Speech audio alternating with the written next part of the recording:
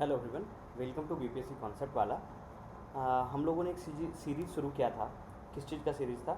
वो था current affair का। और करंट अफेयर की सीरीज़ में हमने वीकली डिस्कशन का सोचा था, जो 2 वीक का आया था। तीसरे वीक में थोड़ा डिले हो गया, कुछ वैसे ही मसरूफियत रही, कुछ काम रहा जिसमें हम लोग थोड़ा व्यस्त रह गए। लेकिन अब हम इसको कंटिन्यू कर देंगे। और कंटिन्यू कब तक करेंगे? ऐसे तो ये कंटिन्यू हमेशा रहेगा, लेकिन आपका जो एक टारगेटेड पेपर है AEDO का, जो टारगेटेड पेपर है हमारा AEDO उसको टारगेट करेंगे। आपका जो पेपर है वो कब है? 14 से लेकर 21 अप्रैल तक। तो हम लोग मार्च तक आपको टाइम पे फटाफट करा देंगे। तो अभी तो है हम 15 से 21 का करा रहे हैं इस वीडियो में। अगली वीडियो में हम जनवरी को ख़त्म कर देंगे। उसका जो फैब में जो लेके आएंगे ना, उसमें हम क्या करेंगे, या तो एक ही वीडियो में थोड़ा लंबा वीडियो होगा, उसी में हम आपको क्या कर देंगे, पूरा का पूरा फैब का डिस्कस कर देंगे। या फिर उसको 2 पार्ट में, अगर बहुत लंबा हो जाएगा तो 2 पार्ट में कर देंगे, और उसी तरीके से फिर मार्च का कर देंगे, है ना। तो हम शुरू करते हैं और आगे इसको करते हैं। सबसे पहले हम इसमें बिहार स्पेशल देखेंगे। बिहार स्पेशल कहने का मतलब कि जो बिहार से रिलेटेड उस वीक का करंट अफेयर है उसको देखेंगे, है ना। तो बिहार स्पेशल में हम देखेंगे कि पहला सवाल जो पूछा जा रहा है कि Bihar cabinet recently approve the construction of the Indrapuri reservoir project. आपको सबसे पहले ये पता होना चाहिए कि इंद्रपुरी रिजर्वायर प्रोजेक्ट जो है वो कौन सी नदी पे है, कौन से एरिया में पड़ता है, साउथ बिहार में पड़ता है, नॉर्थ बिहार में पड़ता है, तो ये आपको पता होना चाहिए। और दूसरा क्या बोला कि following a water sharing pact with Jharkhand. तो जो सोन नदी है, इसका मतलब क्या कि बिहार की नहीं है, वो कहीं और से आ रही है, और वो उसका पानी का जो जो वाटर शेयरिंग पैक्ट है वो झारखंड के साथ है। तो वो पूछ रहा है कि किस डिस्ट्रिक्ट के साथ हमारा लोकेटेड है ना। तो सबसे पहले हम देखेंगे कि जो इंद्रपुरी रिजर्वायर बराज है वो उसको हम सोन बराज भी कहते हैं। क्या कहते हैं? सोन बराज। और सोन बराज जो है ऑब्वियसली सोन नदी पे है। It is located on Son river. ठीक है। सोन रिवर की अगर हम बात करेंगे तो ये सोन नदी जो है कहाँ से आती है, सबसे पहले आपको वो पता होना चाहिए। तो सोन नदी का अगर हम जेनेसिस देखेंगे तो ये MP से आती है। और MP में कहाँ से? अमरकंटक। अमरकंटक इसका सोर्स है, वहाँ से रिवर निकलती है, तो MP में हुआ। MP के बाद वो UP में आती है। UP के बाद में अभी देखेंगे तो वो झारखंड को जाती है, और झारखंड के बाद वो कहाँ? बिहार को जाती है।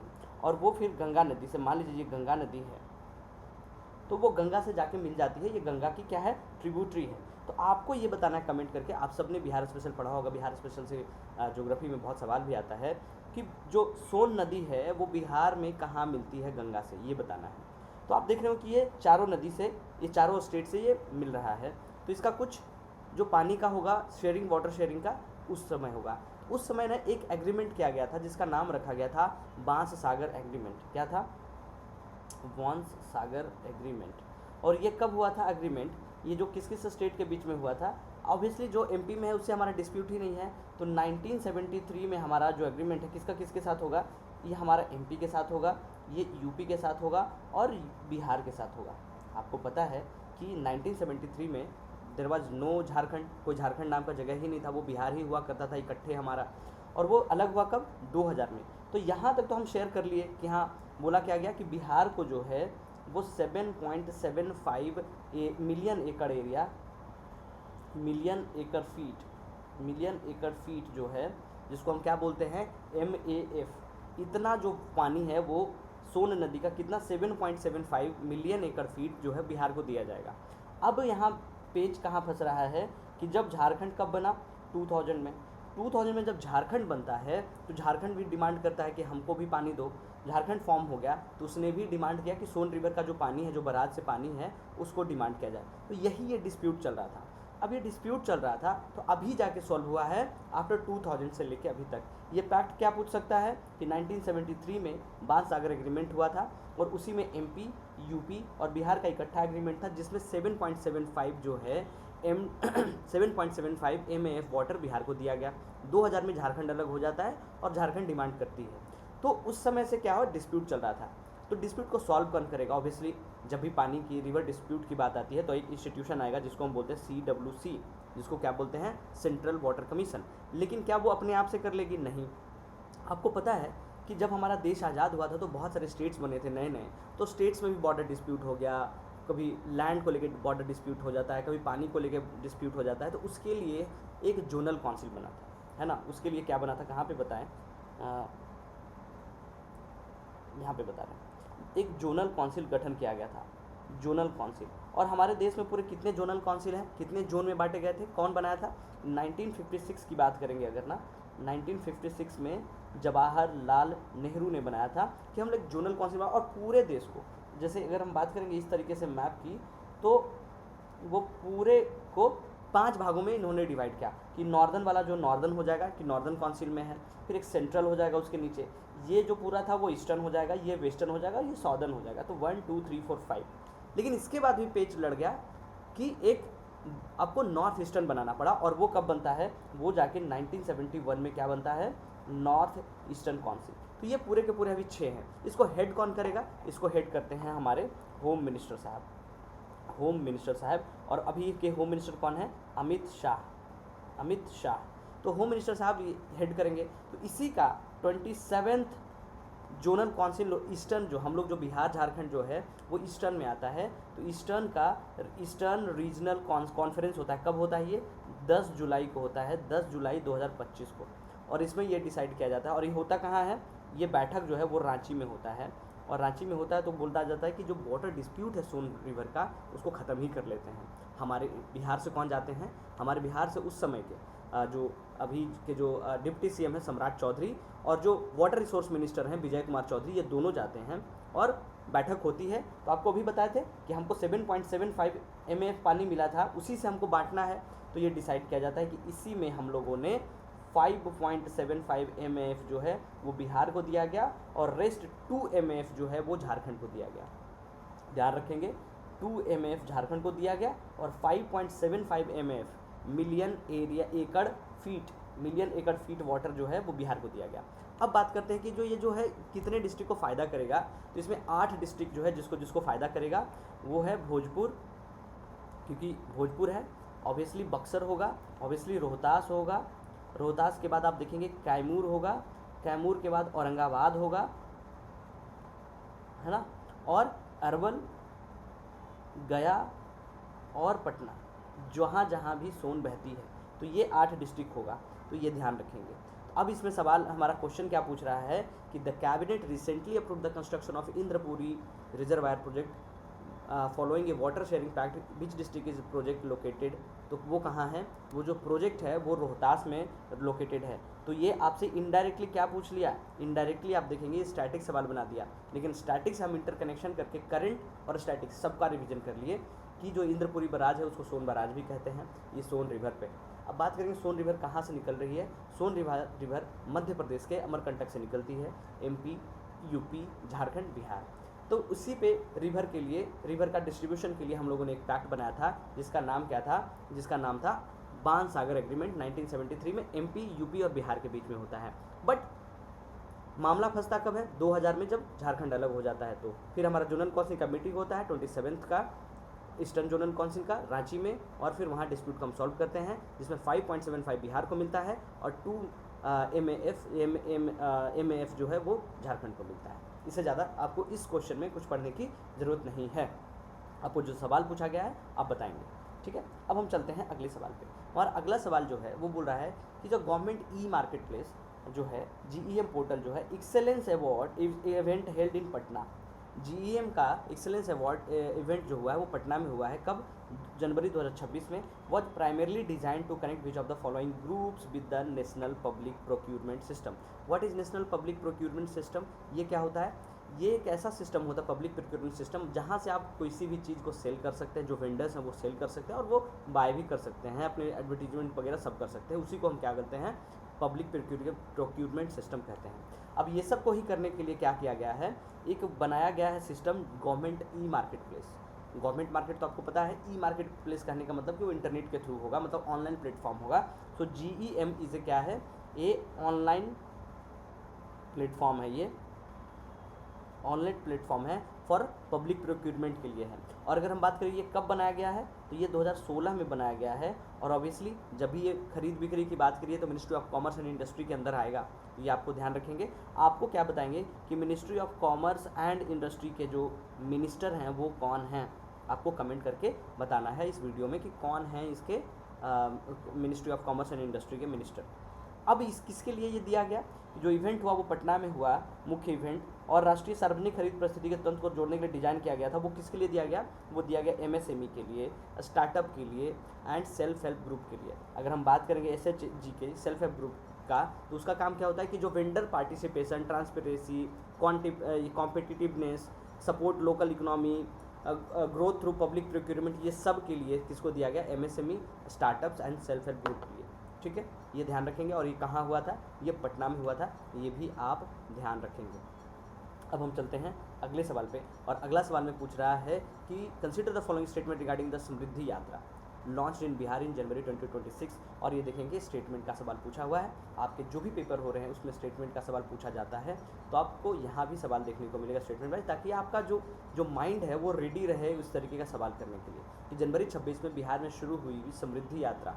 अब ये इंपॉर्टेंट इसलिए हो जाता है कि नीतीश जी समृद्धि यात्रा शुरू कब से करते हैं और वो किस लिए करते हैं, ये आपको आना चाहिए। उससे पहले आपको ये आना चाहिए कि नीतीश जी कितने नंबर के चीफ मिनिस्टर यहाँ बने हैं। तो वो आपके कमेंट करके बताएंगे कि वो कितना बार सीएम बन चुके हैं, कितने नंबर का वो शपथ ग्रहण लिए हैं। हमारे जो चीफ मिनिस्टर साहब हैं नीतीश कुमार, हालांकि अभी करंट का न्यूज है, आपको बता ही दे रहे हैं कि वो 10th टर्म अपना शुरू किए हैं और ये शायद इनकी आखिरी टर्म है और वो रिजाइन कर रहे हैं और वो राज्यसभा जा रहे हैं। अगर हम बात करें समृद्धि यात्रा की,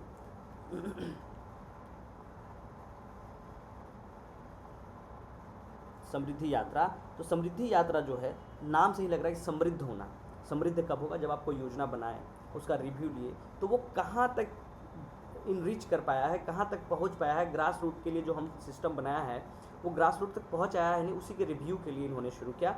और ये ऑब्वियसली नीतीश जी गांधी जी को बहुत आइडोलाइज करते हैं, तो वो बेतिया से शुरू करते हैं। और बेतिया कहाँ है? वेस्ट चंपारण में। वो कहाँ से शुरू करते हैं? वेस्ट चंपारण। वेस्ट चंपारण कहाँ है? वेस्ट चंपारण में भी कहाँ? बेतिया से वो शुरू करते हैं अपना ये यात्रा। ठीक है, और ये यात्रा 2 फेज में होगा। जो पहला फेज है वो कब से कब है? 16 से 24 जनवरी 2026। This was the first phase. ठीक है, जिसमें वो 9 डिस्ट्रिक्ट को कवर करेंगे और वैशाली में जाके वो ख़त्म करेंगे। सॉरी 2 नहीं 3-4 फेज में होगा, फेज याद नहीं है, बट ये डिफरेंट फेजों में होगा। क्योंकि ये देखेंगे कि जो अगर आप देखेंगे कि बीच से गंगा काट रही है और एक यहाँ, तो ये वाला एरिया ये कवर कर लिए हैं कि वैशाली से लेके बेतिया तक, फिर वो ये एरिया कवर करेंगे, फिर ये एरिया कवर करेंगे और ये एरिया। तो आई होप 4 फेज में होगा। अभी भी उनका यात्रा चल ही रहा है, बट आपको मेनली क्या जानना है, वो जो यात्रा है वो किस लिए है, वाई। तो वो जो है वो किस चीज़ के लिए है? पेन कहाँ गया? वो जो यात्रा है उनका वो रिव्यू करने के लिए है कि जो डेवलपमेंट स्कीम्स है, जो डिस्ट्रिक्ट लेवल इम्प्लीमेंटेशन हो पा रहा है या नहीं, वहाँ के जो डिस्ट्रिक्ट मजिस्ट्रेट हैं, जो और भी कर्मचारी हैं, वो स्कीम को पहुँचा पा रहे हैं या नहीं। कोई अगर उनका नया कोई पेट प्रोजेक्ट है उसको अब वो फाउंडेशन स्टोन भी अगर डालना चाह रहे तो वो भी कर ले रहे हैं। पब्लिक पार्टिसिपेशन के लिए भी, कि जो गवर्नेंस है, जो स्टेट है, उसमें पब्लिक का पार्टिसिपेशन हो, ये सब के लिए वो कर रहे हैं। अगर आप देखा जाए तो जो फाउंडेशन स्टोन है वो एक दिन में 125 प्रोजेक्ट को वो किए बेतिया में, और वो 153 करोड़ का हुआ। और 36 प्रोजेक्ट और करते हैं जिसका कीमत 29 करोड़ का था। तो इतना प्रोजेक्ट वो फाउंडेशन स्टोन करते हैं। अगर हम देखेंगे कि गवर्नेंस के हिसाब से इसका सिग्निफिकेंस क्या है, तो ऑब्वियसली राजा अगर प्रजा के बीच में नहीं जाएगा तो उसको फ़ायदा क्या होगा। तो डायरेक्ट फीडबैक वो चाह रहे थे कि पब्लिक से। वो अलग बात है कि ज़मीन पे कितना फीडबैक लिया जा रहा है, मंच पे चढ़ के वो क्या बोल रहे हैं, क्या कर रहे हैं, वो डिफरेंट बात है। बट ऑन पेपर उनका रिव्यू यही है कि गवर्नेंस में लोगों को इन्वॉल्व किया जाए, जो सिटीजन है उनसे सीधा फीडबैक स्थापित किया जाए, उनसे पूछा जाए और स्ट्रेंथन किया जाए कि जो गवर्नेंस का फोकस है इंक्लूसिव और बैलेंस रीजनल डेवलपमेंट का, उसको पुख्ता करने के लिए। ठीक है, इससे ज़्यादा आपके सवाल इससे कुछ पूछा नहीं जाएगा। और यहाँ पे आपका बिहार का जो करंट अफेयर है उस वीक का ख़त्म होता है। अब हम देखेंगे नेशनल का। अगर हम नेशनल में देखेंगे तो पहला सवाल पूछा जा रहा है कि 3rd light house festival was inaugurated in which city. बहुत फैक्चुअल सवाल है। बहुत लोगों को यही नहीं पता हो कि लाइट हाउस होता क्या है।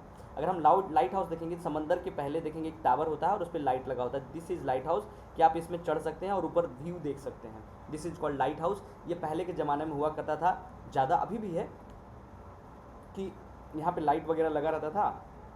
अभी तो बिजली की अवेलेबिलिटी हर जगह हो गई है और बैटरी एक्सेट्रा की हर जगह मिल जाता है, लेकिन उस समय लाइट होता था ताकि आप रात में भी देख सकें, जो शिप्स आ रहे हैं उसको नेविगेट कर पाएँ, बता पाएँ, इसके लिए लाइट हाउस है ना। तो किसके लिए किया जा रहा है? ये तीसरा इंडियन लाइट हाउस फेस्टिवल है, वो इनॉग्रेट किस सिटी में हुआ? सबसे पहले आपको ये पता होना चाहिए, जब तीसरी की जा रही है तो वो पहले भी दूसरा भी हुआ होगा। तो ये प्रमोट जो है कि लाइट हाउस टूरिज्म, जो हम उसमें पैसा खर्च किए हैं उससे पैसा निकालने की बात कर रही है, ताकि जो हिस्टोरिकल, जो कुछ हिस्टोरिकल लाइट हाउस हैं उसको वाइब्रेंट टूरिज्म हब में किया जाए कि लोग आएँ, उसको देखें, घूमें, उसको जानें। इससे क्या होगा कि वहाँ का जो लोकल इकॉनमी है वो बूस्ट होगा, इसी के लिए किया जा रहा है। और ये फेस्टिवल कब मनाया गया? ये 9 जनवरी को मनाया गया ये फेस्टिवल, ठीक है। और कोई किसके द्वारा ये शुरू किया गया?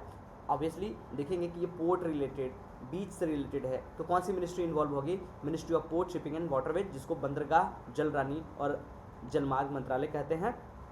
और ये उसके मिनिस्टर कौन है? सर्बानंद सोनोवाल, उन्हीं के द्वारा ये शुरू किया गया, ठीक है। और ये कहाँ शुरू किया गया? ये शुरू किया गया वाइजैग में, विशाखापट्टनम में, ठीक है। ये ध्यान रखेंगे आप। आगे चलेंगे कि पहला इनिशिएटिव कब हुआ था? जब ये तीसरा है, जब हम देख रहे हैं कि तीसरा है तो ऑब्वियसली पहला हुआ होगा, तो पहला भी वाइजैग में ही हुआ था। फर्स्ट लाइट हाउस म्यूजियम भी बनाया जा रहा है वाइजैग में। और आसाम का प्लान है कि वहाँ रिवराइन लाइट हाउस हम बनाएंगे, कि कोई रिवर है, मान लीजिए गंगा के किनारे ही हम बगल में लाइट हाउस बना दें और उसको प्रमोट करें, उसको टूरिज्म के रूप में कन्वर्ट करें।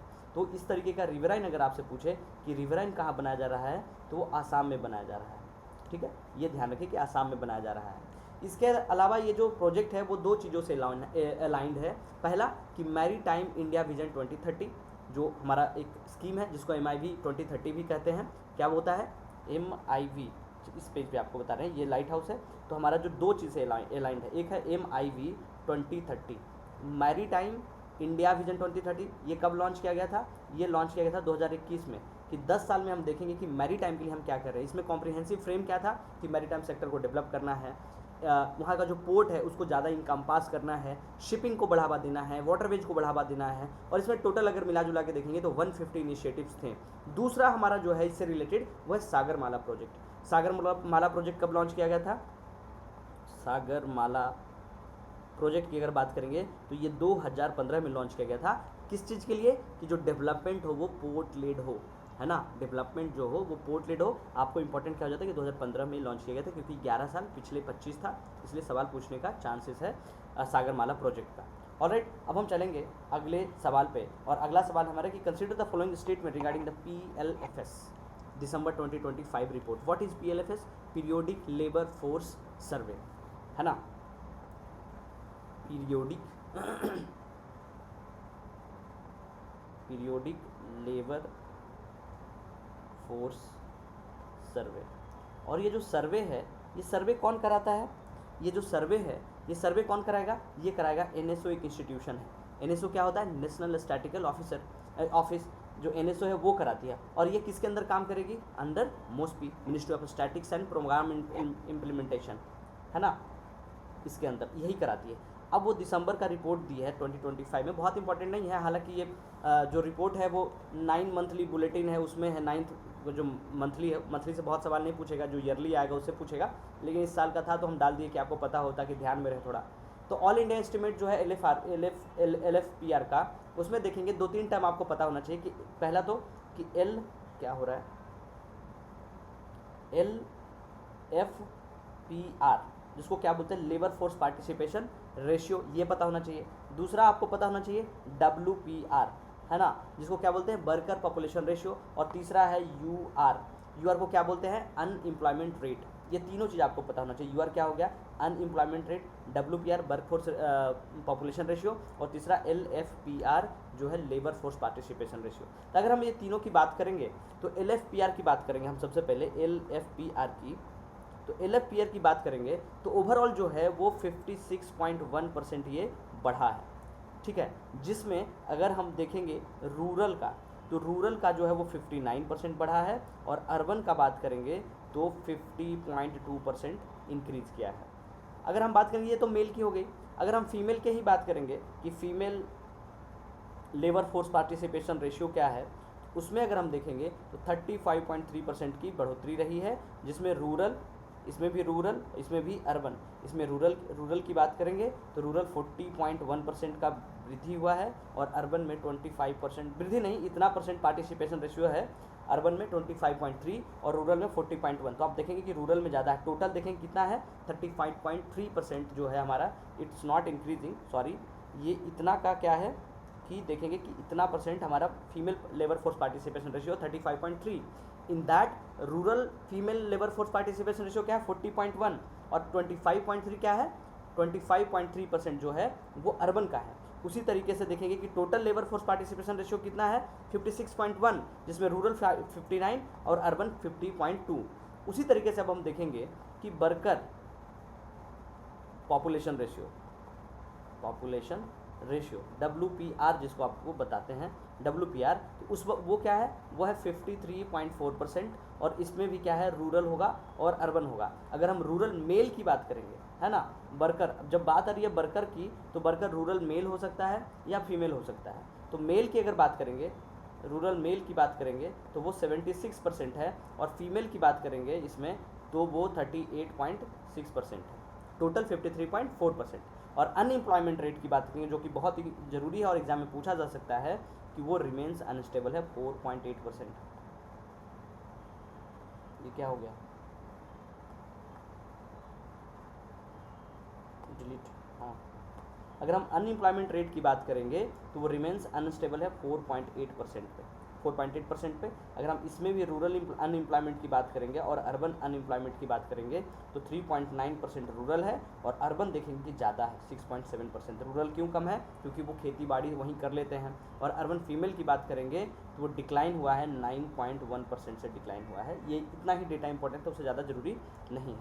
तो अब हम सवाल को देख लेंगे, और सवाल में क्या पूछ रहा है कि the consider the following statement regarding the PLFS December 2025 report कि overall labour force participation ratio rose to yearly wise 56.1%, तो ये सही है। दूसरा देखें अभी कि rural female LFPR reach its yearly peak at 40.1%, ये भी सही है। तीसरा कि overall unemployment rate remains unstable at 4.8, तो ये तो अनस्टेबल था ना, यहाँ बात क्या कर रहा है स्टेबल का, तो ये गलत हो गया। चौथा, urban female UR shows an increase compare to October 2025, तो ये क्या है, ये भी सही है आपका, नहीं ये भी गलत है। अगर देखेंगे कि क्या था तीसरा कि the overall unemployment rate remains stable at 4.8%, तो ये सही है। सॉरी, यहाँ पे अनस्टेबल नहीं है, 4.8% पे ही स्टेबल है ना, 4.8 रिमेन्स स्टेबल एट 4.8% है, तो ये भी ध्यान रखेंगे। और ये यहाँ पे क्या होगा, तीनों ऑप्शन सही है, 1 2 3, चौथा जो है वो गलत है, तो 1 2 3 आपका सही हो जाएगा। ये अगेन फिर से बोल रहे हैं कि 4.8 पे स्टेबल है, आगे पीछे नहीं हो रहा अनएम्प्लॉयमेंट रेट, ये ध्यान रखिए। अगला सवाल हमारा है कि the Womaniya initiative the government e market celebrated which anniversary in January 2026। अगर हम बात करेंगे वुमनिया इनिशिएटिव की, तो ये 7 साल कंप्लीट किया है इस साल। ये लॉन्च कब हुआ था, ये लॉन्च हुआ था 14 जुलाई 2024 को, 14 जुलाई 2024 को ये लॉन्च किया गया था। इसके 7 साल पूरे हुए हैं, 7 साल पूरे हुए हैं। और क्या बोल रहा है कि द गवर्नमेंट ई-मार्केट प्लेस, अभी वी हैव डिस्कस्ड कि ये ministry of commerce and industry के अंदर काम करता है, और ये सेलिब्रेट क्या क्या है, एनिवर्सरी अपना सेलिब्रेट किया क्या, ये है क्यों इनिशिएटिव जो वुमनिया है ना, वुमनिया इनिशिएटिव जो है, वुमनिया पहल जो वो किस चीज़ के लिए है, ये बूस्ट करता है पार्टिसिपेशन ऑफ वीमेन लेड। नाम से ही पता चल रहा है कि वुमनिया की बात करिए, मतलब वीमेंस की बात की जा रही है। तो वीमेंस में हम किसकी बात करेंगे कि जो भी माइक्रो MSME जो भी इंडस्ट्री है उसमें जो लीड कौन करे, महिलाएं लीड करें। So boost participation of women in micro and small enterprises in public procurement. And if we talk about public procurement, it means the purchase of goods, work, services by state, है ना, इसमें state जरूर involve होगा, इसलिए public procurement बोलते हैं। There is also a open market जहाँ पे आप खुद कर सकते हैं, बट जहाँ स्टेट इन्वॉल्व होता है उसको हम क्या बोलेंगे, पब्लिक प्रोक्यूरमेंट, ठीक है। और ये GEM पोर्टल से है, गवर्नमेंट ई-मार्केट से है, तो ऑनलाइन प्लेटफॉर्म है। आपको पहले भी बता दें पब्लिक प्रोक्यूरमेंट के लिए ये 9 जुलाई 2019 को लॉन्च किया गया था, और ये ministry of commerce and industry के अंदर काम करता है। तो ये अपना 7th एनिवर्सरी मनाया है। अगला सवाल पे हम देखेंगे और कि what is the maximum number of members allowed पर पॉलिसी अंडर परिपूर्ण मेडिक्लेम आयुष बीमा, है ना। परिपूर्ण मेडिक्लेम जो है ये किसके चीज़ें, जो भी आयुष बीमा जो लॉन्च किया गया है, ये सबसे पहले आपको ये पता होना चाहिए कि लॉन्च कौन किया है, तो डिपार्टमेंट ऑफ फाइनेंशियल सर्विसेज।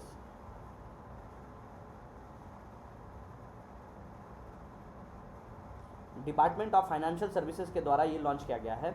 और ये परिपूर्ण मेडिक्लेम जो है वो किसके लिए है, क्या ये ऑल सारे लोगों के लिए है, नहीं, ये जो है सेंट्रल गवर्नमेंट हेल्थ स्कीम है जिसको हम CGHS बोलते हैं, CGHS central government health scheme है। मैक्सिमम इसमें क्या कर सकते हैं कि हम 6 मेंबर को ऐड कर सकते हैं, 6 मेंबर को एक पॉलिसी के अंदर, मतलब 6 मेंबर पर पॉलिसी, 6 मेंबर पर पॉलिसी मैक्सिमम हम इसमें ऐड कर सकते हैं। इसमें क्या होगा कि कैशलेस ट्रीटमेंट होगा, वहाँ जो हॉस्पिटल्स होंगे उसमें मॉडर्न थेरेपी को भी ऐड किया गया है, नेशन वाइड पूरे देश में जितने भी हॉस्पिटल्स होंगे उसमें ऐड किया जाएगा, और आपको कवरेज जो है 10 से 20 लाख एज पर योर पॉलिसी वो आपको दिया जाएगा।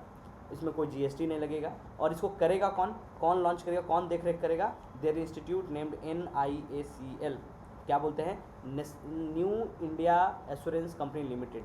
ये क्या है, इसका हेडक्वार्टर कहाँ है, मुंबई में। अगर हम बात करेंगे कि NIACL कब बना, तो आपको पता है कि सबसे पहले हमारी एक ही कंपनी हुआ करती थी GIC करके, है ना, जिसको बोलते थे जनरल इंश्योरेंस कंपनी, और बाद में वो क्या बन गई, री इंश्योरेंस कंपनी बन गई। थोड़ा सा आपको बता दे रहे हैं कि क्या हुआ करता था, GIC, है ना, जनरल इंश्योरेंस कंपनी, बाद में वो बन गया री इंश्योरेंस कंपनी। और वो कब बन गया, री इंश्योरेंस कंपनी है, तो इसको ना हम लोगों ने बाइफरकेट कर दिया, 4 कंपनी बन गई वहाँ से। और 4 कंपनी जो बनी उसमें जो पहली कंपनी बनी वो न्यू इंडिया एश्योरेंस, दूसरा बना यूनाइटेड इंडिया, है ना, तीसरा बना ओरिएंटल इंश्योरेंस, और चौथा बना नेशनल इंश्योरेंस।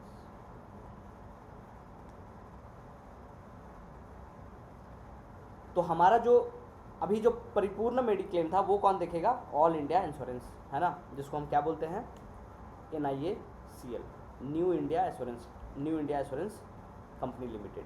ठीक है, आगे चलें कि how much foreign direct investment FDI did India receive in last 6 month as January 15, 2026। आपको पता होना चाहिए सबसे पहले कि FDI क्या होता है। FDI का मतलब होता है foreign direct investment. There is also another term that is FPI, foreign portfolio investment. तो अब FPI में कौन स्टेबल है, तो FPI जो है वो क्या है, वॉलेटाइल है, एंड FDI जो है वो क्या है, स्टेबल है। FDI का मतलब क्या है कि वो कोई भी कंपनी बाहर की जो है वो लॉन्ग टर्म के लिए आई है, जो भी बाहर की कंपनी आई है वो लॉन्ग टर्म के लिए हमारे देश में आके इंफ्रास्ट्रक्चर डेवलप कर रही है और बिजनेस करने के लिए आई। इसका मतलब क्या कि वो लंबा समय तक यहाँ रहेगी, बिजनेस करेगी, क्योंकि वो तुरंत अपना बोरिया बिस्तर संभाल के नहीं ले जा सकती है। तो वो लॉन्ग टर्म रहेगा मतलब इकोनॉमी जनरेट होगा, फैक्ट्रीज लगेंगे एक्सेट्रा। बट FPI में क्या होता है कि वो बॉन्ड, सिक्योरिटी, स्टॉक्स में वो किया, वहाँ देखा कि मार्केट स्टेबल हो रहा, पैसा निकाल के चला गया, तो वो क्या है, शॉर्ट टर्म का इन्वेस्टमेंट है, उसमें लिक्विडिटी और मार्केट बहुत अनस्टेबल होता है और वो वॉलेटाइल होता है, ये आपको पता होना चाहिए। तो बोल रहा है कि FDI जो है वो इंडिया लास्ट 6 मंथ में कितना किया है, तो वह $51 बिलियन जो है हम लोगों ने लास्ट 6 महीने में ये पता किया है। और ये क्यों हम पता कर रहे हैं, क्योंकि 16 जनवरी को हम लोग क्या मनाते हैं, दिसंबर 16 को हम लोग मनाते हैं national startup national startup day जो मनाते हैं वो किसके द्वारा मनाया जाता है, वो मनाया जाता है DPIIT।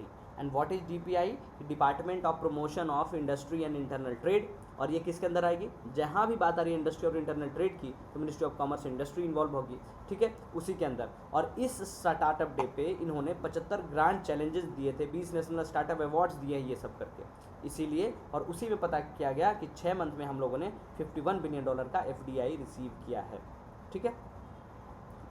इससे क्या होगा, जब हम FDI ज़्यादा आएगा या फिर जो नेशनल स्टार्टअप डे पे हम लोगों ने इतना स्कीम्स अवार्ड्स बांटे, उससे क्या होगा कि इनोवेशन लेड मैन्युफैक्चरिंग होगी, स्ट्रॉन्गर कॉर्पोरेट स्टार्टअप कोलैबोरेशन होगा, है ना। और मोदी जी का जो सपना है डिजिटल इंडिया का और यूथ ड्रिवन ग्रोथ एट विकसित भारत जो उनका सपना है वो पूरा होगा, ठीक है। आगे चलेंगे, अगर हम बढ़ क्यों नहीं रहा है, consider the being established in following what India's first sovereign AI park. जहाँ भी फर्स्ट आएगा ना वो क्वेश्चन बहुत इंपॉर्टेंट हो जाता है और आप उसको क्या करेंगे, ऐसे स्टार मार्क कर लेंगे या वेरी वेरी इंपॉर्टेंट करके रखेंगे, है ना, कि कहाँ बना है पहला सोवरन पार्क। तो अगर हम बात करेंगे पहला सोवरन पार्क की, तो सोवरन AI पार्क बना जा रहा है, SOVEREIGN AI पार्क।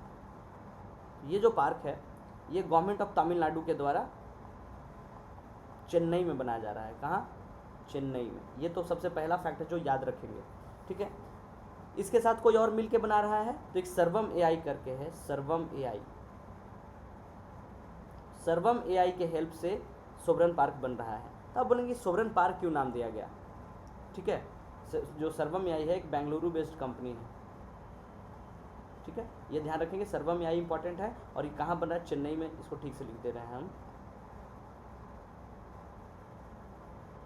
पेन कहाँ गए, पेन पेन पेन पेन, हाँ, चेन्नई,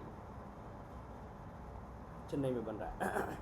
ये क्या करेगा कि जो वहाँ का तमिल का या फिर जो भी इंडिक लैंग्वेज है, इंडिया का जो लैंग्वेज है, उसको एआई मॉडल से इंश्योर करेगा कि उसका पहले तो कि जो डेटा सोवरेनिटी है वो स्टेट के जुरिस्डिक्शन के अंदर जो भी आता है उसको वो सोवरन रखे, उसको वो बचा के रखे। इसीलिए इस पार्क का नाम सोवरन रखा गया। और एआई का यूज करें, टेक्नोलॉजी का यूज करें, इसलिए इसको सोवरन एआई पार्क बोला गया है, जहां हम तमिल और इंडिक लैंग्वेज को हम संभाल के रखेंगे, सहेज के रखेंगे।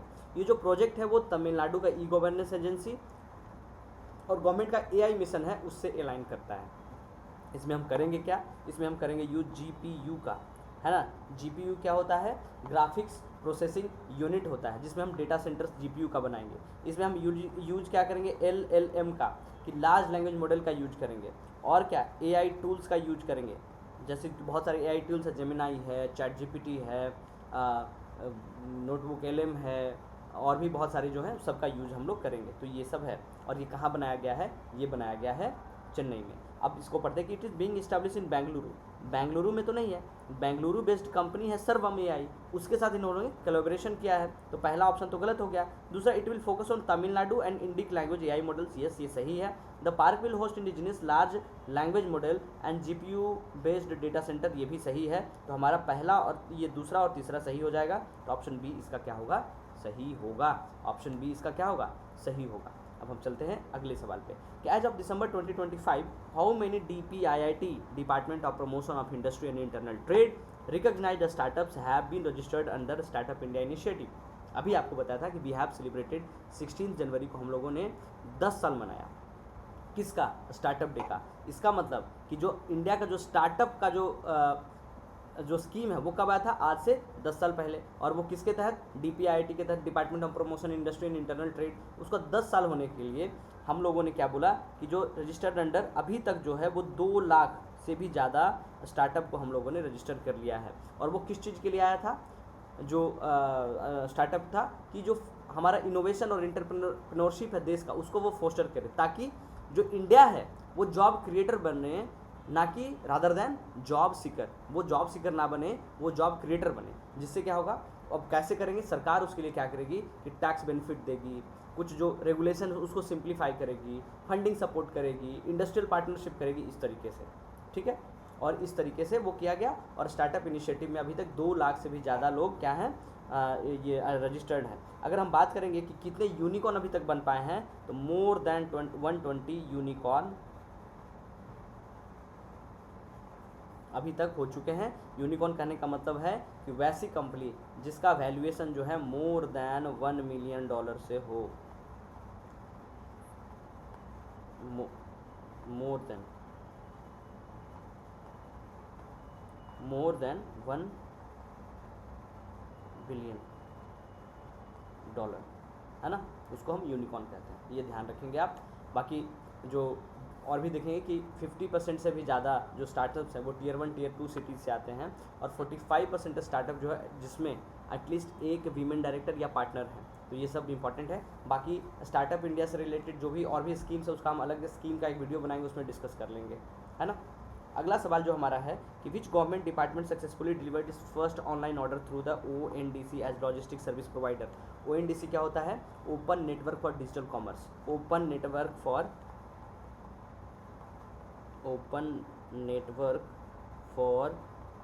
डिजिटल कॉमर्स,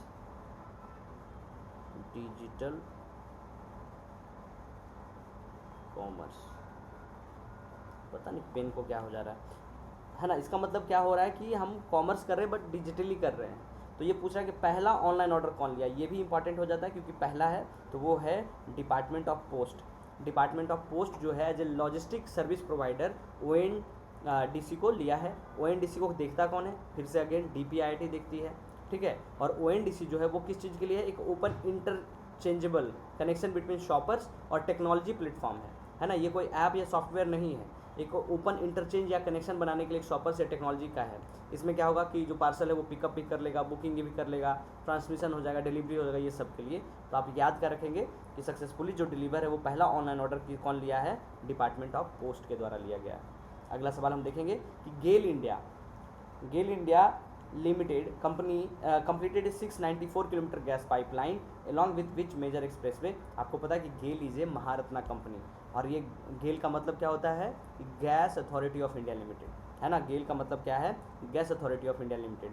अगर हम बात करेंगे कि ये किस मिशन के तहत जो है वो पाइपलाइन बिछाया जा रहा है, तो आप देखेंगे कि वी हैव लॉन्च्ड पीएम गति शक्ति फ्रेमवर्क, पीएम गति शक्ति फ्रेमवर्क।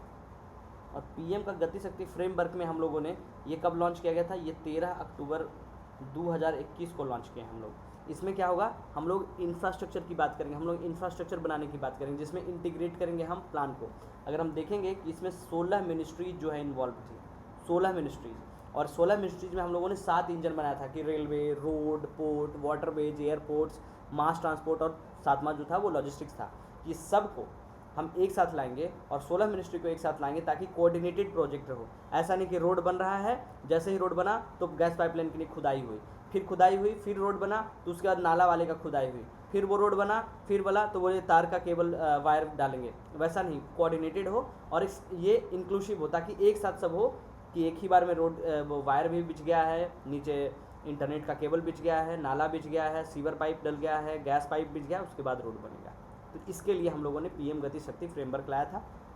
उसी के तहत 694 किलोमीटर गैस पाइपलाइन जो है वो मुंबई से नागपुर गैस पाइपलाइन है, ठीक है। तो और वो कौन सा है, समृद्धि महामार्ग, और ये मुंबई से नागपुर को जाती है। ये 694 किलोमीटर का है, ठीक है। तो ये ध्यान रखेंगे आप। अगला सवाल जो है, on what date did the Lokpal of India. अगर हम बात करेंगे लोकपाल की, तो वो कब फाउंडेशन डे मनाता है, तो ये भी अपना फाउंडेशन डे है, वो 16 जनवरी को मनाता है। क्यों, क्योंकि 2014 में हम लोगों ने लोकपाल को स्थापित किया है। कैसे, लोकपाल एंड लोकायुक्त एक्ट 2013 से। और अगर हम बात करेंगे इसके चेयरमैन कौन है अभी, तो चेयरमैन 16 जनवरी, और इसके चेयरमैन कौन है आपको कमेंट करके बताना है। Chairman of Lokpal and Lokayukta, है ना। लोकपाल के चेयरमैन कौन है आपको ये भी बताना है कि कौन बनते हैं, रिटायर्ड जज बनते हैं सुप्रीम कोर्ट के या हाई कोर्ट के, है ना। आगे चलते हैं। अगला सवाल है कि हु रिलीज द बुक जेनवी बनो and Mahatma during the first Namo book fest. एक तो फेस्ट है और दूसरा नमो बुक फेस्ट है, मतलब नरेंद्र मोदी से रिलेटेड है, तो ये बहुत इंपॉर्टेंट हो जाता है। और इसमें 2 बुक रिलीज़ किया गया था। पहला बुक था जेन वी बनो, है ना, कि जेन वी होने का मतलब कि विकसित भारत जनरेशन बनो, जिससे क्या होगा, नेशनल बिल्डिंग होगा। और महात्मा ऑब्वियसली जो गांधी जी का आइडियल्स है ना, आइडियल्स है, उससे डेवलप करने की जो यूथ है उससे इंस्पायर हो, इसके लिए। और ये जो नमो बुक फेस्ट है वो क्या था, नरेंद्र मोदी के जो भी क्यूरेटिव एग्जीबिशन ऑफ बुक्स और नरेंद्र मोदी पे जो लिखा गया था उसी के लिए स्पेशल बनाया गया था। इतना ज़्यादा ऑब्सेशन अच्छी बात नहीं होती है कि किसी एक आदमी के लिए आप बुक का पूरा का पूरा बना दे रहे हैं, बुक फेस्ट बना दे रहे हैं, है ना। खैर ये क्या था, इसमें 2 दिन का फेस्ट था जिसमें ऑथर्स, थिंकर्स, यूथ सब आए और गए। और इसको इनोग्रेट जो किया था वो जितेंद्र सिंह के थे। जितेंद्र सिंह क्या है, जितेंद्र सिंह जो है ministry of state for science and technology हैं। ये देखिए ये हैं और इन्होंने ये बुक लॉन्च किया है। इंपॉर्टेंट क्या है 2 बुक कि जेन वी बनो, ये याद रखेंगे, जेन वी बनो, और दूसरा महात्मा, दिल्ली में लॉन्च किया है इन्होंने। तो ये दोनों याद रखेंगे कि कब लॉन्च किया गया था, ये नमो बुक फेस्ट के दौरान लॉन्च किया गया था, 2 दिन का फेस्ट था। अगला सवाल है कि under the promotion of regulation of online gaming act 2025 what are the status of real money online games in India. अगर हम बात करेंगे कि इसमें 200 जो है उसमें क्या है कि promotion of regulation of online gaming act 2025 का स्टेटस क्या है, तो इसमें देखेंगे कि ये जो बैन किया है गवर्नमेंट ने, इसमें 242 इलीगल बैटिंग और गेमिंग जो वेबसाइट्स हैं, जब कोई भी क्रिकेट मैच होता है तो आप देखेंगे कि छोटे छोटे बहुत सारे ड्रीम 11 एक्सेट्रा बहुत सारे ऐप बन जाते हैं जिस पर आप वेटिंग कर सकते हैं, गैम्बलिंग कर सकते हैं, उसको बैन किया है। साथ में ही 7800 प्लस वेबसाइट्स को भी बैन किया गया है। और ये बैन जो है वो किसके अंदर किया गया है, promotion and regulation of online gaming act 2025 के तहत, जिसमें जो कहाँ लिखा हुआ है, स्टेट के 34 एंट्री पे ये लिखा हुआ है कि आप बैन कर सकते हैं, अपने पावर को यूज कर सकते हैं, ठीक है। तो इसका जो आंसर क्या होगा, दे आर परमिटेड 5% जीएसटी, नहीं, इसमें जब भी आप गैम्बलिंग से कमाते हैं या जो कमाते हैं उसमें 28% जीएसटी लगता है, तो ये तो गलत है। They are subjected to national wide ban, obviously आप अपना पावर का इस्तेमाल ऐसा नहीं कि एक ही स्टेट में करेंगे, पूरा देश पे कानून जो होगा वो पूरा देश के लिए होगा। There are a lot for useful only for 21 years, ये भी नहीं है, अगर आप 25 साल के हैं खेलेंगे तो भी बैन होगा। And they related by individual district magistrate, सिर्फ डिस्ट्रिक्ट मजिस्ट्रेट नहीं, जो अथॉरिटी कोई भी है वो ब्लॉक कर सकती है illegal platform by using IT act 2000 sorry, जो IT एक्ट है, IT एक्ट का यूज करके वो कर सकती है। अगला सवाल हम चलेंगे, और अगला सवाल क्या है कि इंडिया का पहला वंदे भारत ट्रेन जो है वो फ्लैग ऑफ किया गया बिटवीन कौन से दो शहर के बीच में, तो वो हावड़ा से गुवाहाटी जा रही है। और अगर हम देखेंगे कि वंदे भारत स्लीपर ट्रेन पहला है तो ये भी इंपॉर्टेंट हो जाता है। इसको किया कौन, तो वर्चुअली हमारे ऑब्वियसली कौन करेंगे, है ना, मोदी साहब करेंगे। इसमें 16 कोच है, ट्रेन में है, जिसमें 823 पैसेंजर का एक बार में आ जा सकते हैं, और टॉप स्पीड जो है इसका 180 किलोमीटर है। इससे ज़्यादा आपको जानने का जरूरत नहीं है, ये बस ध्यान रखें कि हावड़ा से गुवाहाटी के लिए।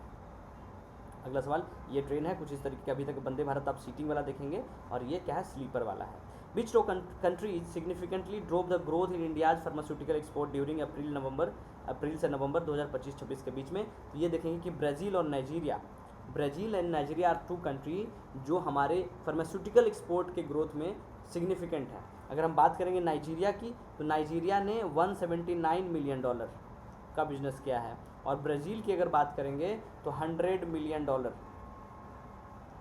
का डील किया है। टोटल जो है वो 6.5% इंक्रीज हुआ है। बस ये ध्यान रखेंगे कि ब्राज़ील एंड नाइजीरिया। अगला सवाल है, which of the following statement was second range wide dolphin survey, तो पहला डॉल्फिन सर्वे कब हुआ था। आपको पता है कि हम लोगों ने एक डॉल्फिन प्रोजेक्ट लॉन्च किया था, कि project dolphin, like project tiger, project जो भी और भी प्रोजेक्ट एलिफेंट, इस तरीके से हम लोगों ने लॉन्च किया गया था प्रोजेक्ट डॉल्फिन। और वो कब लॉन्च किया था प्रोजेक्ट डॉल्फिन, प्रोजेक्ट डॉल्फिन को हम लोगों ने लॉन्च किया गया था 15 अगस्त 2020 में, 15 अगस्त 2020 को, जिसमें हम क्या बोले थे कि हम रिवराइन को और मरीन दोनों डॉल्फिन को हम क्या करेंगे, कंजर्व करेंगे, ठीक है। उसी का सेकेंड रेंज बाइट जो एस्टिमेशन हुआ है रिवराइन यूनिवर्सिटी का, जिसमें देखा गया कि बिजनौर यूपी में हुआ है, और वहाँ 2 फेज में होगा। पहला फेज में कि जो गंगा का मेन स्ट्रीम है, जो बिजनौर से गंगा तक है, गंगा सागर इंडस तक, वो सब वो करेंगे। और दूसरा फेज में जो गंगा का ट्रिब्यूटरीज है, जैसे सोन हो गई, यमुना हो गई, ये सब ब्रह्मपुत्रा, सुंदरबन, ये सब उड़ीसा तक में जो हम करेंगे, 2 फेज में होगा, तो ये ध्यान रखेंगे। और इसका पढ़ेंगे कि phase 1 covers the main stream of Ganga and Indus, सही बात है। The survey includes estuarine dolphin, exclude करेगा, नहीं करेगा, उसको भी करेगा, है ना, ऐसा नहीं कि सिर्फ उसको छोड़ देगा। हम लोग रिवराइन को भी करेंगे, एस्चुरियन को भी करेंगे, मरीन को भी करेंगे। और previously survey found the highest dolphin number in UP and Bihar, obviously UP and Bihar में तो पहला तीसरा सही हो जाएगा। अगर हम बात करेंगे बिहार यूपी में कितना पाया गया है, तो 2021-23 में सर्वे हुआ था, 21 से 23 में जो सर्वे हुआ था उसमें देखेंगे 6327 रिवराइन डॉल्फिन सबसे ज़्यादा बिहार और यूपी में पाया गया था। बिहार एंड यूपी वाला जो रीजन है उसमें पाया गया था, इसलिए ये ऑप्शन 1 और 3 बोथ आर करेक्ट। अगला सवाल पे चलेंगे कि who launch the responsible Nations index RNI in Delhi. Obviously Delhi में आपको लगेगा कि मुर्मू ने किया है, जगदीश धनखड़ साहब ने किया है, एस जयशंकर ने किया है, लेकिन नहीं, इसको किया है रामनाथ कोविंद साहब ने।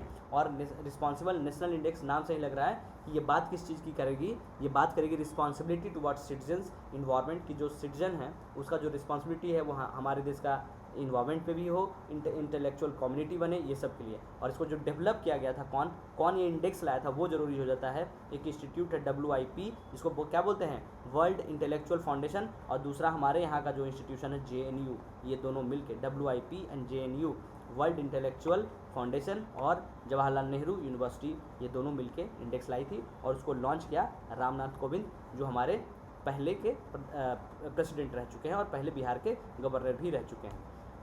अगला सवाल कि where was India's first open sea marine fish farming project launch, ये कहाँ किया गया, जो पहला है इसलिए इंपॉर्टेंट हो जाता है कि पहला ओपन मैराइन सी कि भारत की ओपन सी मतलब खुले समुद्री मछली पालन परियोजना कहाँ किया गया, तो ये अंडमान सी में किया गया है। ये ध्यान रखेंगे कि अंडमान सी में किया गया है, और पहला जो इंपॉर्टेंट हो जाता है। और इसको किया कौन है, तो this project is implemented by ministry of earth sciences.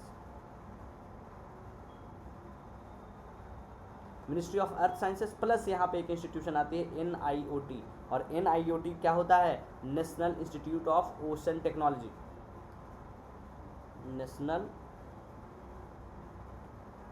Institute of ocean technology. ठीक है, ये दोनों मिलके ये लॉन्च किया गया। इसमें हम क्या करेंगे कि हम जो है ब्लू इकोनॉमी उसको स्ट्रेंथन करेंगे, और ये नॉर्थ वे में है, नॉर्थ वे अंडमान से। ठीक है, इसमें हम क्या करेंगे कि cage based marine fishing farming करेंगे, कि हम केज बना देंगे उसी में फिश फार्मिंग करेंगे।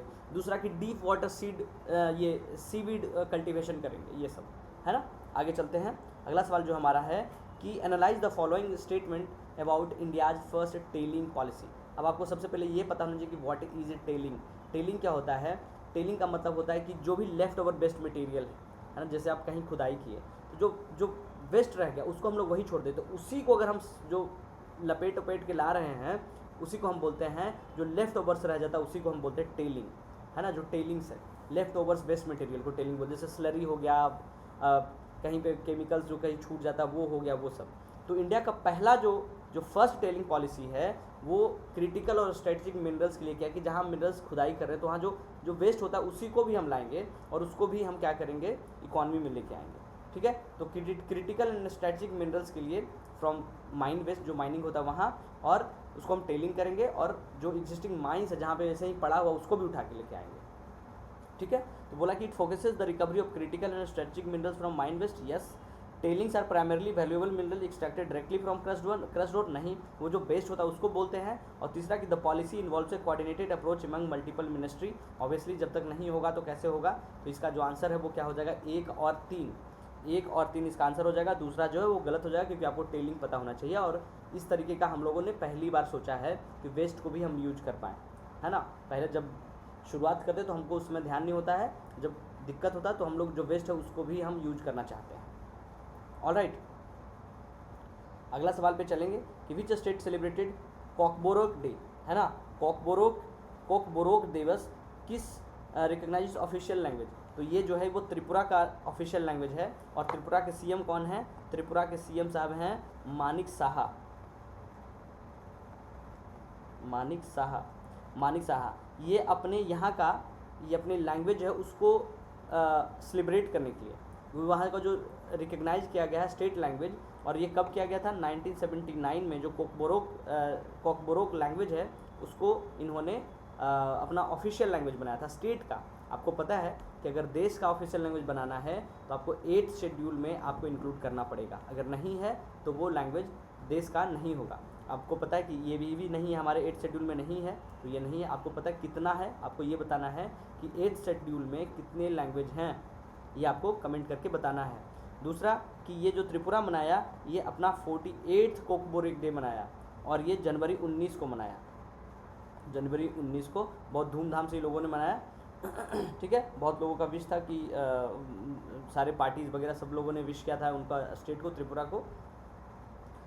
सी dot received a Skoch award 2025। What is C dot, centre for development of telematics, जो उसको क्या मिला है, स्कॉच अवार्ड मिला है 2025 का।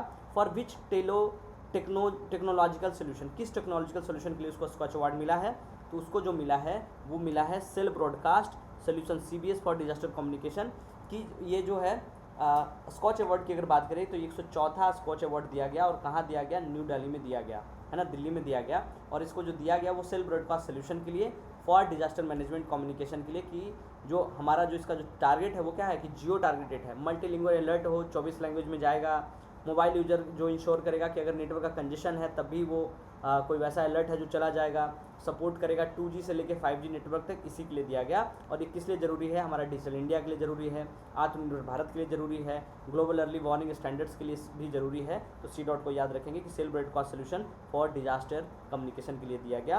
And what is C dot, centre for development of telematics. Alright, अगला सवाल जो है अब हम देखेंगे इंटरनेशनल का। एक मिनट, थोड़ा पानी पी ले रहा है।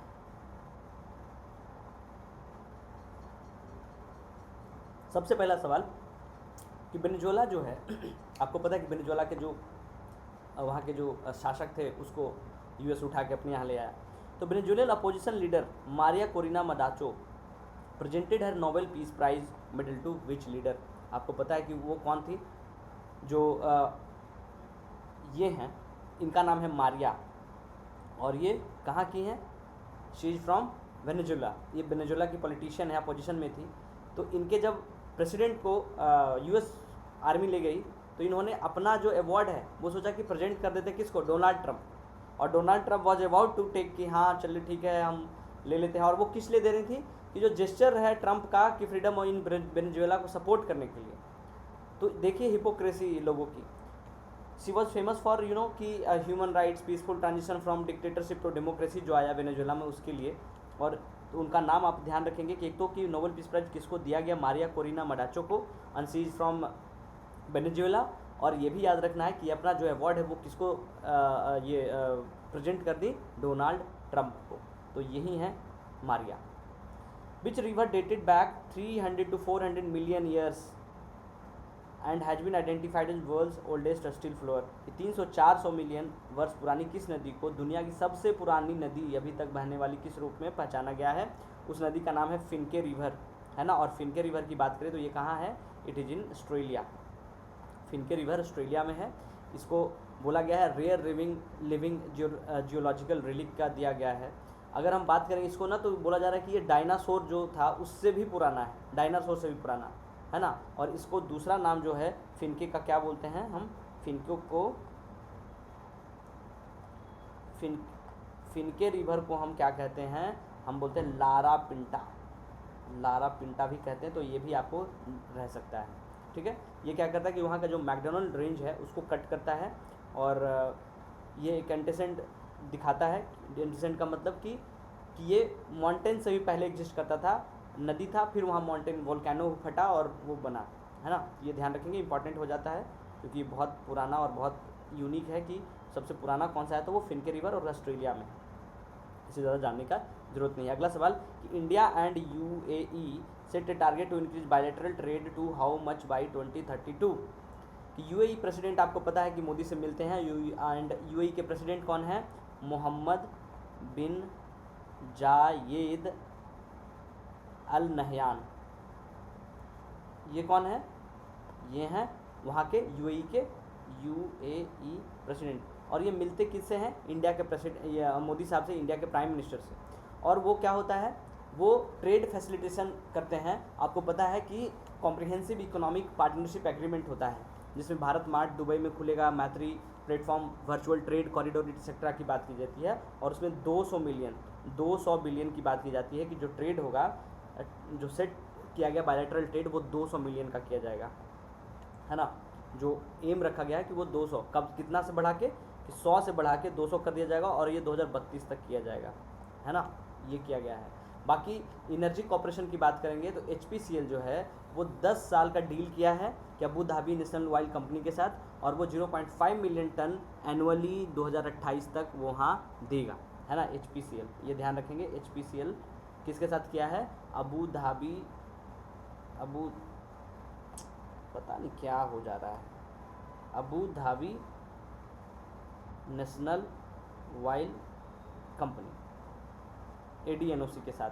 और वो कितना का? कि 0.5 मिलियन टन वो एनुअली 2028 तक देगा, ठीक है। उसका डिफेंस टेक्नोलॉजी की बात करेंगे तो agreements on strategic defence partnership की कोऑर्डिनेशन की, हम लोग सुपर कंप्यूटिंग करेंगे, स्पेस टेक करेंगे, यही सब। और इन्वेस्टमेंट और कल्चर की बात करेंगे तो हम लोग एक स्पेशल इन्वेस्टमेंट रीजन बनाएंगे, है ना। गिफ्ट सिटी को एक्सपैंड करेंगे, वहाँ प्रेजेंस देंगे। जो हमारा गिफ्ट सिटी है कहाँ है? गुजरात में है। और एक चीज़ और जो इम्पॉर्टेंट है, हम लोग हाउस ऑफ इंडिया बनाएंगे। कहाँ? हाउस ऑफ इंडिया बनाएंगे हम लोग अबू धाबी में। अबू धाबी में हम लोग हाउस ऑफ इंडिया बनाएंगे, एस्टैब्लिश करेंगे, ठीक है।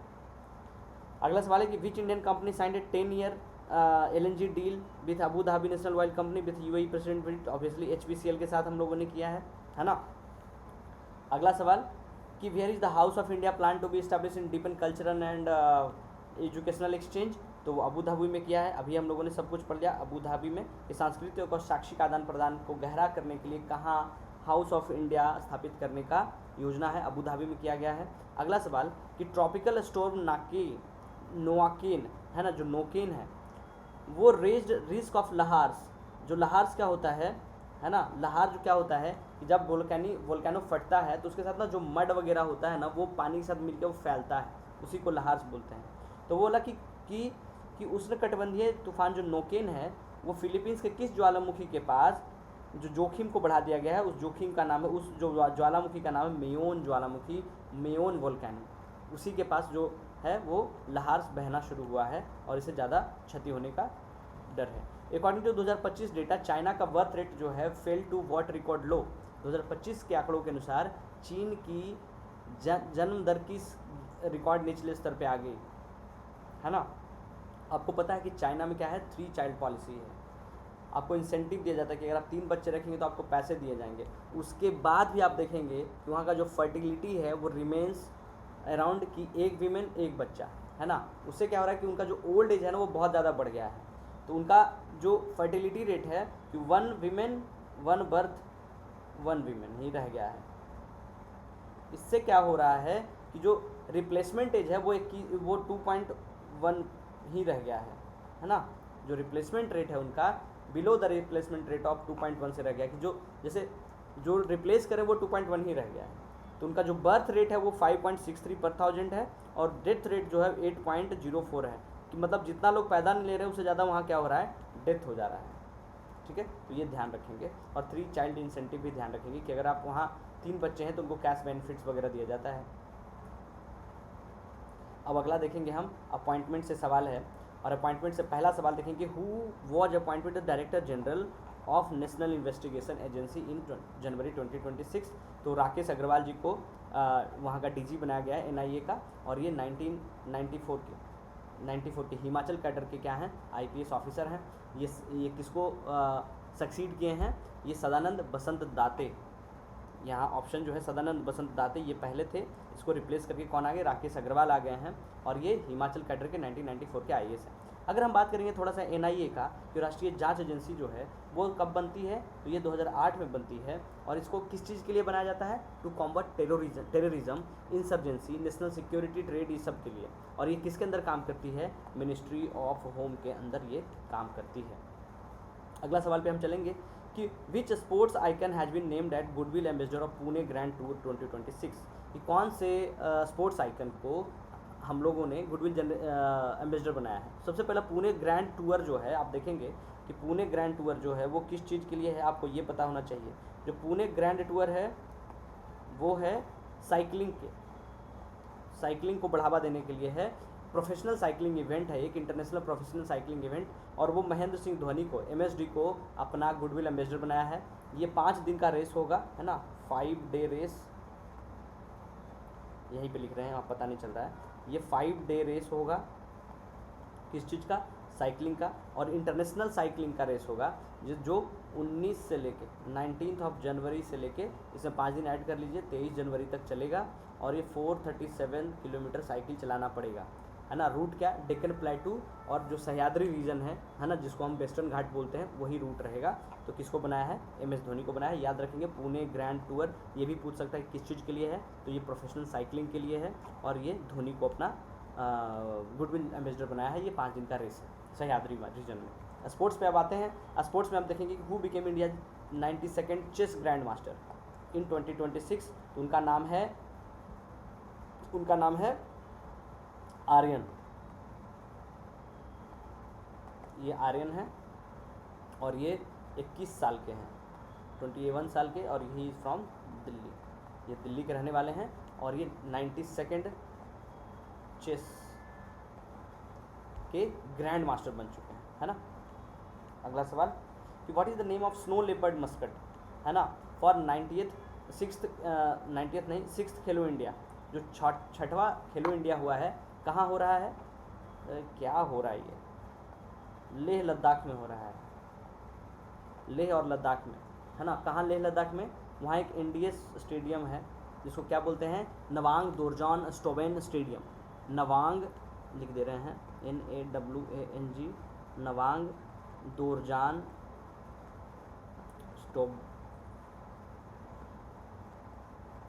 स्टोबदैन स्टेडियम, इसको क्या बोलते हैं, NDS, है ना, इसी में हो रहा है।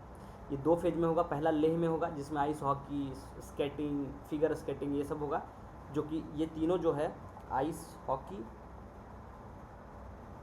उसके बाद आइस स्केटिंग जो आप देखते होंगे जो आइस पे जो स्केट करते हैं वो, और तीसरा फिगर स्केटिंग, ये फेज 1 में होगा। और फेज 1 में भी कहाँ होगा, लेह में होगा। और ये तीनों जो है वो फर्स्ट टाइम जो है इंट्रोड्यूस किया गया है ये गेम को, किस में, खेलो इंडिया में। और दूसरा जो है वो गुलमर्ग में होगा, जो कि कश्मीर साइड है, वहाँ होगा, वहाँ स्नो स्पोर्ट्स होंगे। ये किस चीज़ के लिए किया जाता है, ताकि जो हमारा जो माहौल है, जो हमारे जिसमें डेवलप करना क्या, स्पोर्ट्स इंफ्रास्ट्रक्चर, जो एथलीट खेलने जाएंगे उनको तैयार करना, ताकि वो इंटरनेशनल अच्छे से खेल पाएँ, है ना, जो एशियन विंटर गेम्स होने वाले हैं उसमें। तो इसका जो स्नो लेपर्ड मस्कट है, ये जो यही है स्नो लेपर्ड मस्कट, उसका नाम रखा गया है शीन ई शी, ठीक है।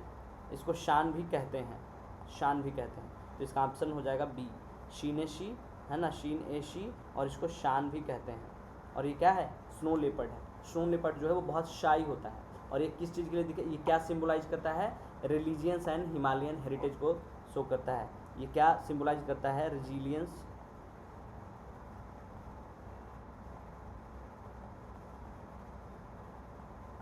हिमालयन हेरिटेज को याद रखेंगे। अगला सवाल कि which cricket team won the maiden valley Vijay Hazare trophy in 2026। ये भी पूछा जा सकता है विजय हजारे ट्रॉफी किससे रिलेटेड है, तो क्रिकेट से है, और इस बार विदर्भ ने जीता है, और विदर्भ ने पहली बार विजय हजारे ट्रॉफी जीता है, ये भी ध्यान रखेंगे। इसलिए ये बहुत इंपॉर्टेंट हो जाता है कि विदर्भ टीम जो है वो पहली बार विजय हजारे ट्रॉफी को जीता है। अगला सवाल है कि BCCI signed A 270 crore sponsorship deal for the IPL with which AI platform. तो वो जेमिनाई के साथ किया है डील, है ना, किस चीज़ के लिए किया है, IPL के लिए। और IPL जो है इसका क्या है, IPL में स्पॉन्सर भी पूछा जाता है कि IPL का जो मेन स्पॉन्सर है वो कौन है, इस बार है टाटा। हालांकि एक बहुत माना जाता है कि जो भी स्पॉन्सरशिप करता है वो कंपनी डूब जाती है, देखिए क्या होता है, ठीक है। और BCCI का क्या होता है, BCCI क्या है, एक board of control for cricket in India, cricket का एक बोर्ड है, और दुनिया का सबसे अमीर बोर्ड में से आता है ना। और चैट जीपीटी को तो किसने किया है, चैट जीपीटी को जो है स्पॉन्सर डील किया था कौन, जो वीमेंस प्रीमियर लीग होता है WPL, उसको चैट जीपीटी के लिए किया गया था, है ना। अब आते हैं अवार्ड्स पे, और अवार्ड्स पे देखेंगे कि who won the 2026 Tyler award. Tyler award किस चीज़ के लिए दिया जाता है, क्वेश्चन में ही दिया हुआ है कि for environment achievement for research on underground fungal network के लिए। अगर हम बात करेंगे टाइलर अवार्ड को, तो इसको हम बोलते हैं Nobel in environment, Nobel for environment. कि अगर आप इन्वायरमेंट के लिए नोबेल देखेंगे तो इतना बड़ा अवार्ड, इससे बड़ा कोई अवार्ड है नहीं, नोबेल इन इन्वायरमेंट। और इसमें जो अवार्ड दिया जाता है वो दिया जाता है $2,50,000, $2,50,000, है ना। और इस्टेब्लिश कौन किया था इसको, जो 2 आदमी हैं 1973 में इस्टेब्लिश किया था, किसको, टाइलर को। कौन, ऑब्वियसली एक नाम होगा एलिस टाइलर, और एक जॉन एंड एलिस टाइलर थे, 1973 में उन्होंने ही दिया था। और इस बार जो है वो टॉबी कियर्स, ये हैं Toby Kiers, doctor Toby KIERS, doctor Toby Kiers, उन्होंने ही ये जीता है 2026 का टाइलर अवार्ड। और टाइलर अवार्ड को नोबेल कहा जाता है किस चीज़ में, इन्वायरमेंट में, ये ध्यान रखेंगे। अगला सवाल जो है हमारा, अगर हम बात करेंगे इसमें कि किस चीज़ के लिए जीती, तो ये जो हैं अंडरग्राउंड फंगल, जो माइक्रो रीजन नेटवर्क होता है उसके लिए, जो प्लांट को ऑब्जर्व न्यूट्रिशन कैप्चर कार्बन, ये जो कार्बन का कैप्चर या फिर न्यूट्रिशन को ऑब्जर्व करने में जो हेल्प करता है माइक्रो रीजा, उसी के लिए इनको मिला गया है। और ये एक अमेरिकन है, ठीक है, ये ध्यान रखेंगे। अगला है कि RPF officer Chandana Singh receive the अति विशिष्ट सेवा पुरस्कार for which of the achievement. तो इनको दिया गया है कि इन्होंने 1500 से ज़्यादा बच्चों को रेस्क्यू किया गया है अंदर नन्हे फरिश्ते, है ना। नन्हे फरिश्ते क्या था, जो एक चाइल्ड ट्रैफिकिंग को प्रिवेंट करने के लिए इंडियन रेलवे के द्वारा स्कीम लॉन्च किया गया था, जिसमें क्या है कि कोई बच्चा अगर घर से कहीं बाहर निकला और वो गुम हो गया या फिर घर से भाग गया है, उसको बचाने के लिए। और नन्हे फरिश्ते कब लाया गया था, 2018 में, ये भी ध्यान रखेंगे। तो ये हैं चंदाना सिंह,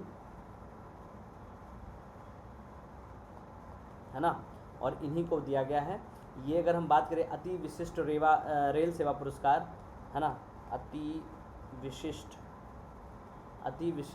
रेल सेवा पुरस्कार, तो ये इंडियन रेलवे का सबसे हाईएस्ट अवार्ड है ना। और ये आरपीएफ में है, रेलवे प्रोटेक्शन फोर्स में है, आरपीएफ जो बोलते हैं। और ये किसके अंदर काम करती है, जो है वो रेलवे मिनिस्टर के अंदर काम करती है। आरपीएफ का इस्टेब्लिश कब किया गया था, आपको कमेंट करके बता सकते हैं, तो बताइएगा कि आरपीएफ कब बनाया गया था, है ना। और इसी के अंदर जो स्कीम्स है नन्हे फरिश्ते चाइल्ड ट्रैफिकिंग को प्रिवेंट करने के लिए, तो इन्होंने 1500 से ज़्यादा बच्चों को प्रिवेंट किया है। इसी के लिए इनको अति विशिष्ट रेल सेवा मेडल दिया गया। और अति विशिष्ट रेल सेवा जो है वो सबसे हाईएस्ट अवार्ड होता है किसका, इंडियन रेलवे का।